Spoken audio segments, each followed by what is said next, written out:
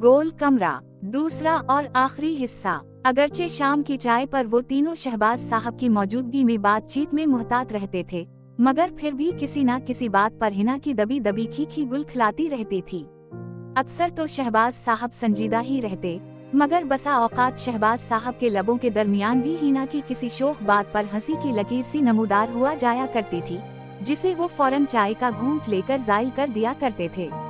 आलिया कोई तंग नजर न थी, न ही जलापे की कायल थी, मगर जब कोई आहिस्ता आहिस्ता बला वजह आपको दूसरी तरफ सिरकाना चाहे, तो बेंच पर अपनी जगह कायम रखने के लिए हाथ से बेंच को पकड़ना ही पड़ता है, बशर्त ये कि आप किनारे पर बैठे हों। दरअसल बेंच के दूसरे सरे पर शोएब बैठा होता था और बीच में हिना।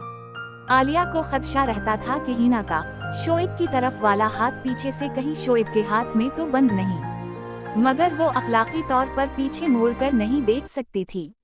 वो अपने खदशात को जाहिर करके खुद को कमजोर और अपने जज्बात को अया करना नहीं चाहती थी कि भरम कायम रहे। मगर जब शहबाज और बेगम शहबाज हिना की किसी बात पर मुस्कुरा उठता तो आलिया को लगता था कि वो किसी हद तक बेबसी का शिकार हो चुकी है, फिर उसे भी मुस्कुराना पड़ता। अब ये अदाकारी उसे न। कुछ दिनों बाद हिना ने भी इस तब्दीली को भान पर लिया था।